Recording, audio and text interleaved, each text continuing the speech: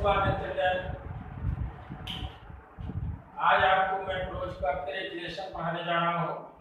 ये third lesson होगा, नाम है डिस्कवरिंग ट्रूथ। देखिएगा नया नाम है, कहीं आपको डाउट न हो। ये लेसन का नाम है डिस्कवरिंग ट्रूथ, ट्रूथ की खोज, द स्ट्रगल कंटिन्यूस, निरंतर प्रयास। ये AR विलियम ने लेसन लिखा है। मैं लेसन को यहाँ से यहाँ तक पढ़ने जा रहा हूँ। डिफिकल्ट वर्ड पहले से नोट कर लें, जो ना समझ में आए वो लिखते जाए, मेरे साथ समझते जाए, और बुक अपने सामने रखें। जहाँ से इंडिकेशन में दे रहा हूँ वहीं उंगली रखते हुए वर्ड बाय वर्ड पढ़ें और समझें इस लेसन में क्या आपको जानकारी मिल रही है। लेसन बड़ा है, 2 स्टेप में इसे पूरा किया जाएगा। चलिए खोलिए किताब।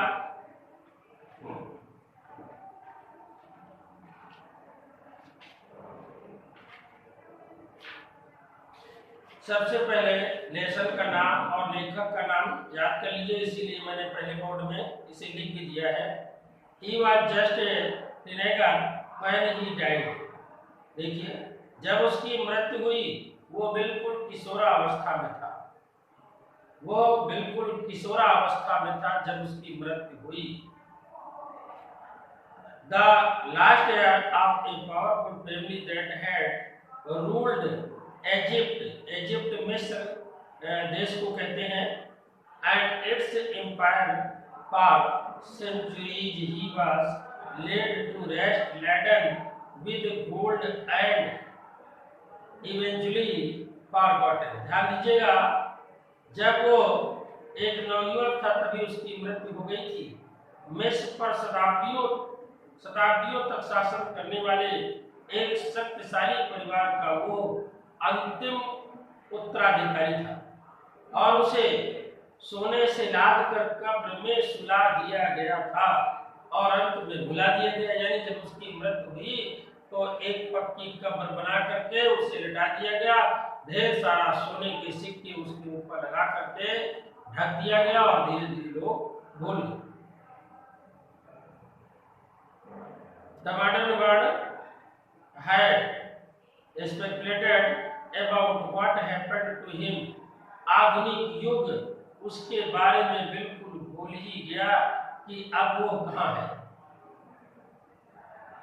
With murder being the most extreme possibility। देखिए थोड़ा सा ऊपर भूल गया मैं। Since the discovery of his tomb in 1922 और सन 1922 में उसकी उस कब्र को खोदा गया, यानी उस कब्र को खोदकर उसे फिर बाहर निकाला गया। The modern world had speculated about what happened to him। अब ध्यान दीजिए, आधुनिक संसार इस बात का अनुमान लगाता रहा कि उसके साथ क्या हुआ था। आखिर ऐसी स्थिति में वो फिर क्यों पाया गया। With murder being the most extreme possibility, शायद उसकी हत्या की गई, ऐसा कुछ अनुमान लग रहा। सर्वाधिक संभावना यही पाई जा रही थी कि उसकी हत्या की गई, इसलिए यह इस स्थिति में है।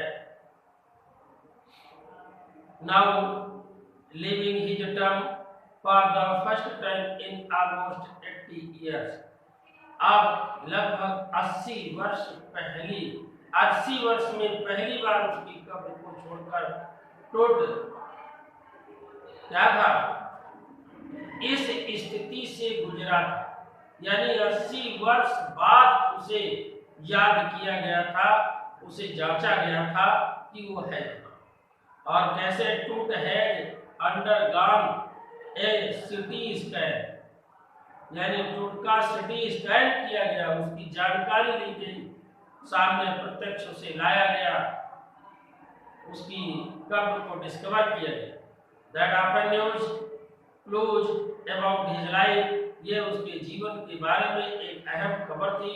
And death and provides precious data for an accurate, और जो उसके बारे में ये मृत्यु से जुड़े हुए संकेत थे और मिस्र के लड़के ऐसे शासक थे सटीक वार्षिक पुनर्निर्माण के लिए ही सही जानकारी आंकड़े देता है।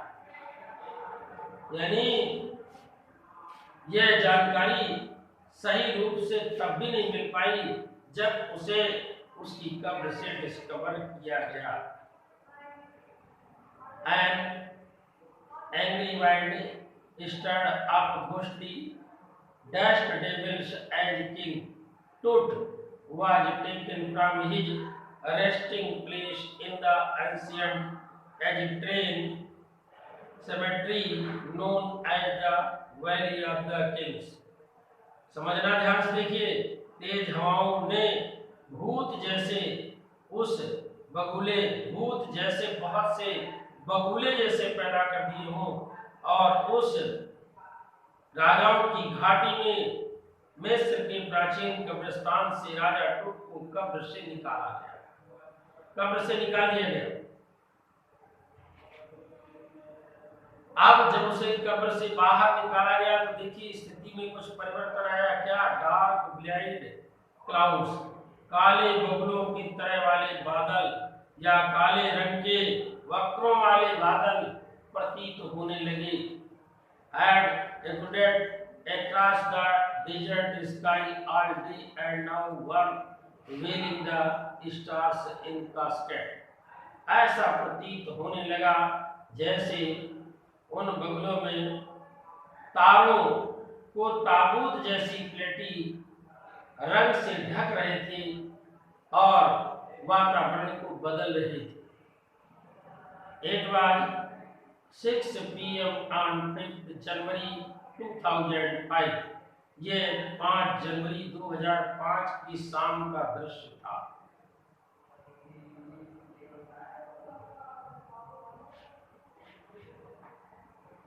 अब देखिए बहुत अच्छे ढंग से सब लोगों ने जाना कि यह दृश्य क्या था, कब का था।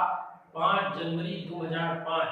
The world's most famous mummy glided head first into a city scanner brought here to provide the lingering medieval mystique of this little understood young ruler who died more than 3,300 years ago। देखिए बहुत समझने की बात है। संसार के सबसे प्रसिद्ध शव को सिर की ओर से सिटी स्कैनर के अंदर सरकाया गया।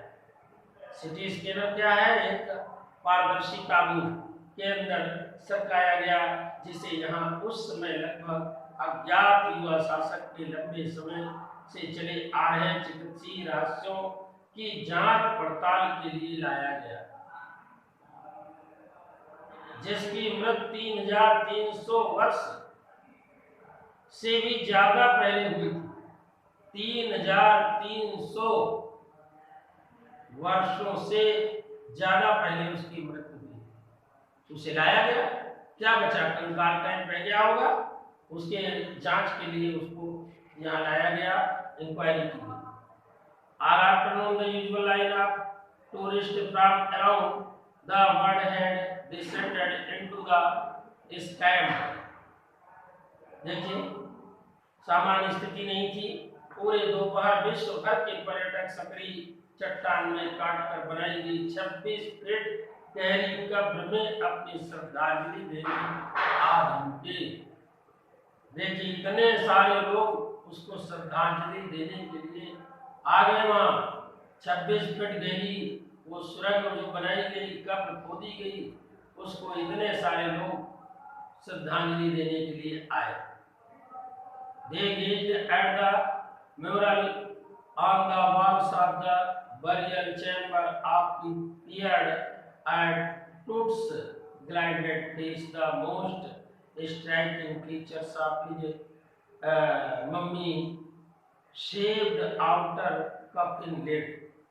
बड़ी महत्वपूर्ण बात देखिए बताई जा रही है कि जब उन्हें श्रद्धांजलि देने के लिए आए तो उन्होंने कब्रिस्तान के कच्छ की दीवारों पर बने भित्ति चित्रों को भी देखा और टूट के स्वर्ण जड़ित चेहरे को देखा, जो शव की शक्ल वाले बाहर ढक्कन की सर्वाधिक उल्लेखनीय विशेषता थी। कुछ कठिन शब्द हैं, देखिए आप समझते चले, जानते जाएं। कुछ पर्यटकों के बारे में भी इन्होंने जो बताया वो उन लोगों से जुड़े हुए पर्यटक थे जो राजा के पीढ़ियों पीढ़ियों पहले से लगा रखते थे।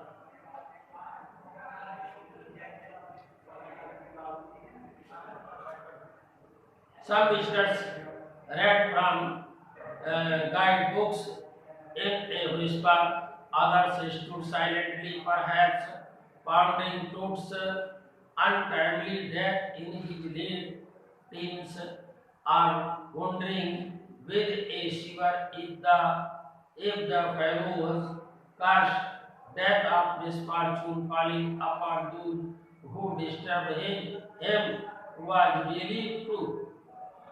बहुत देखिए आश्चर्य की बात है, कुछ पर्यटकों ने धीमी आवाज में मार्गदर्शिका को पढ़ा, अन्य चुपचाप खड़े रहे, शायद किशोरावस्था के अंतिम वर्षों में टूट की आश्रमिक मृत्यु के बारे में सोच रहे थे। राजा का उत्तराधिकारी ही राजा बनता था।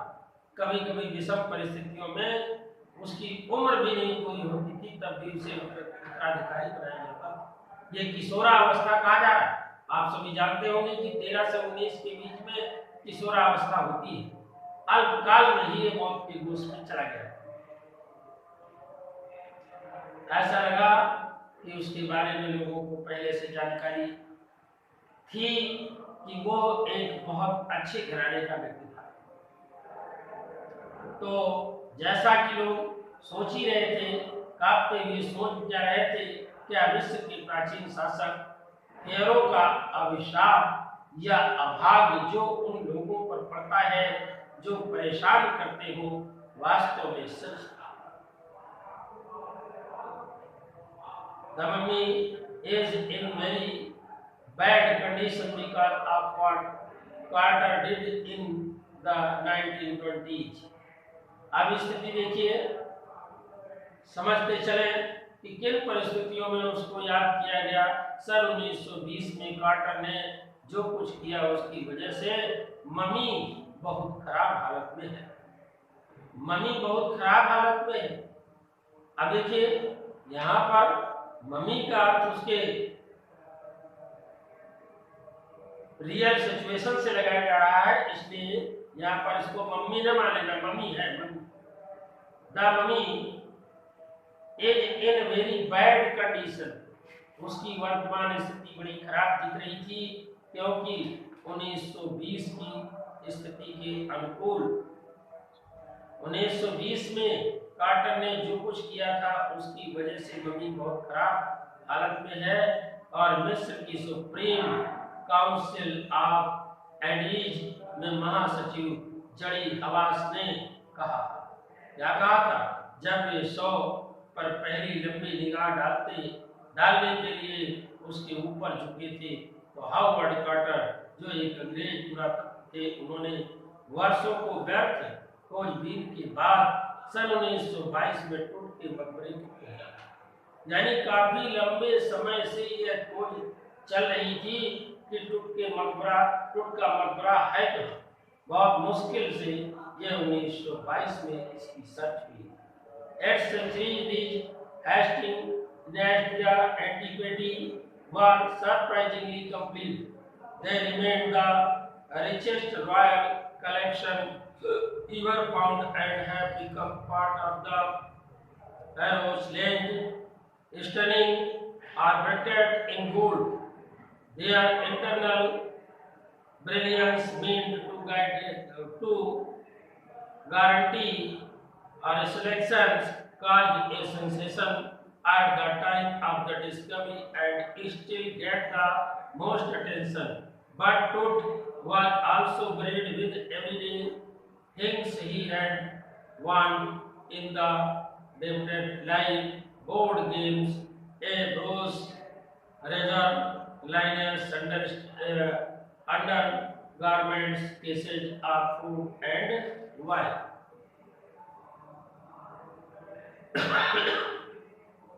उसके अंदर की वस्तु यद्यपि जल्दबाजी में पुराने समय में उलट पलट कर दी गई थी, पर आश्चर्यजनक रूप से पूर्ण थी।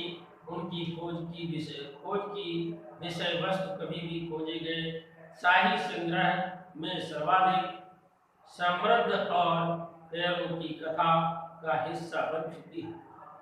सोने के आश्चर्यजनक शिल्प उपकरण और जो पुनर्जीवन की गारंटी देती है, उनकी शाश्वत आभा ने खोज के समय सनसनी पैदा कर दी और आज भी सर्वाधिक ध्यान आकर्षित करती है। केंद्रपुट को मृत्यु के उपरांत जीवन में रोज काम आने वाली वस्तुओं के साथ अपना दिया गया था। तख्ते के ऊपर खेले जाने वाले खेल, कांसी का रेजर, लिनन के अंतः वस्त्र और शराब के बक्से भी रखे गए थे। देखिए, कहावत है, लोग कहते हैं पुराने समय में कि जो व्यक्ति जीवन में जिन चीजों का अधिक उपयोग करता था, तो मृत्यु के बाद उसकी कब्र में वो चीजें भी रखी जाती थी। उसी परंपरा के तहत इसे भी इसकी कब्र में भी वस्तुएं रखी गई। After months of carefully recording the पैरोचेस, फर्नेरी ट्रेजर्स और कुछ ऐसे वस्त्र थे, Carter began the investing his 3 instant coffins। फेरों की अंत्येष्टि के खजाने के महीनों तक रिकॉर्ड करने के बाद कार्टर ने उससे जुड़े 3 और ताबूतों की छानबीन शुरू कर दी। 3 और ताबूत पता लगाए थे। Opening the first, he found a shroud adorned with the garlands of willows and olive leaves, wild clearly lotus petals and sunflowers, the faded evidence of a ritual in March or April। और देखिए स्थिति, पहले ताबूत को खोलने पर उसे विसा और जैतून की पत्तियों, जंगली आजमोद, कमल की पंखुड़ी और नीले बैंगनी रंग के फूलों के सुसज्जित कफन मिला, जिससे एक हल्का सा प्रमाण मिलता था कि अंत्येष्टि मार्च या अप्रैल में की गई है, ऐसा मालूम होगा।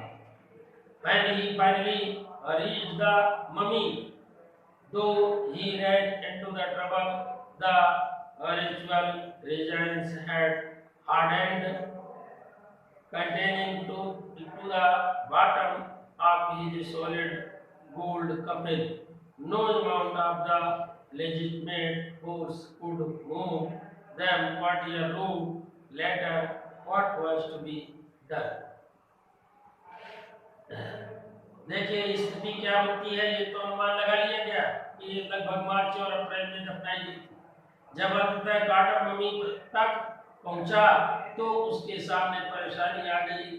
अंतिम संस्कार में अनुष्ठानिक रूप में प्रयुक्त गोंद सख्त हो गई थी और उसने टूट के शव को ताबूत के ठोस सोने के तल से मजबूती से चिपका दिया। किसी भी मात्रा में प्रयुक्त वास्तविक बल उसे अलग नहीं कर सकता था। बाद में लिखा, क्या किया जाए,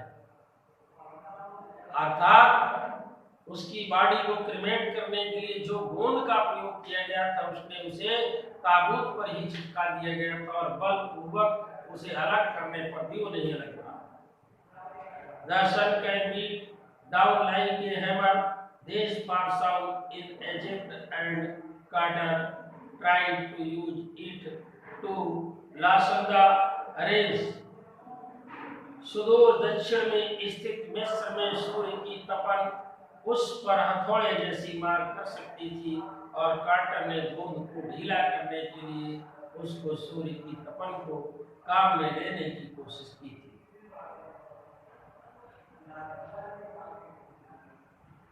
Heated to 149 degrees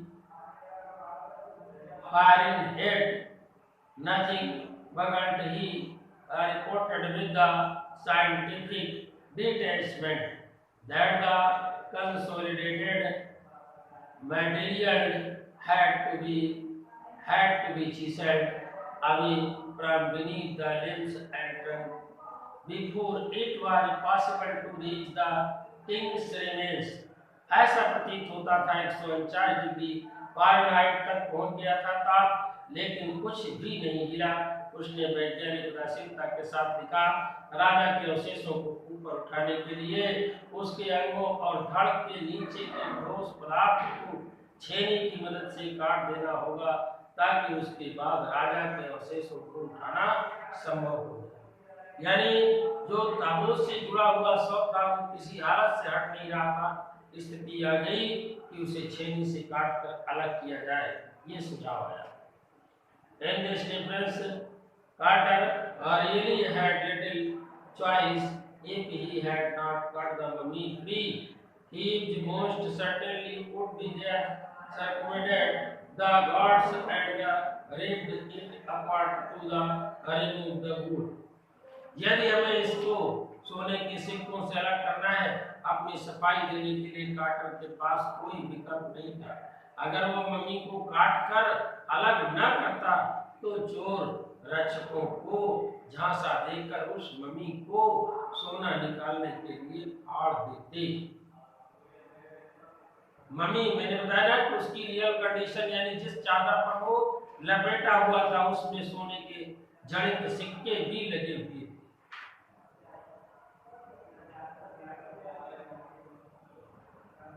In Toad's time, the royal were fabulously wealthy, and they thought or hoped they could take their riches with them for his journey to the great beyond the king. Toad was lavished with the glittering goods, previous colors, inlaid necklace and bracelets, rings, amulets, and a ceremonial apparel, sandals, sheaths for the fingers and toes, and the now iconic inner coffin and mask, all of pure gold. To separate Toad from this adornments, characters when removed the mummy's head and deserved nearly every major joint. Once they had finished, they reassembled the remains on a layer and stand in a wooden box with a padding that concealed the remains the bed where Toad now rests. ध्यान से समझे क्या स्थिति होती, और उम्मीद यही थी कि टूट के जमाने में शाही लोग अत्यंत संपन्न थे और वे सोचते थे या आशा करते थे अपनी संपत्ति को मृत्यु के बाद अपने साथ ले जा सके। अपनी मृत्यु से परे की यात्रा के लिए राजा टूट को चमकदार चीजों का मूल्य, हारों और कंगनों, अंगूठियों, ताबीजों, खास अवसर पर पहने जाने वाले वस्त्रों, सैंडलों, उंगली और अंगूठों के खोलों और जब पवित्र समझे जाने वाले ताबूत और मुखौटे से लाद दिया गया था, सब शुद्ध सोने के थे। टूट को आभूषणों से अलग करने के लिए कार्टर के कर्मचारियों ने मम्मी का सिर अलग कर दिया और लगभग हर मुख्य जोड़ को अलग कर दिया। जब एक बार उनका काम पूरा हो गया तो उन्होंने नुकसान को छिपाने के लिए मुलायम पदार्थ लगाकर अवशेषों को एक लकड़ी के बक्से के अंदर रेन की परत की गद्दियां लगाकर उस सैया पर लटा दिया जहां टूट आज भी लेटा हुआ है, अर्थात उसका स्थान बदल दिया गया और वहां से हटाकर दूसरी सैया पर उसे लटा दिया गया और वो आज भी वहां लेटा हुआ है। अब बच्चों यहाँ निशान लगा लीजिए, यहाँ से फिर कल मैं पढ़ाऊंगा और लेसन को पूरा करूंगा, फिर लिखाने का काम। थैंक्स।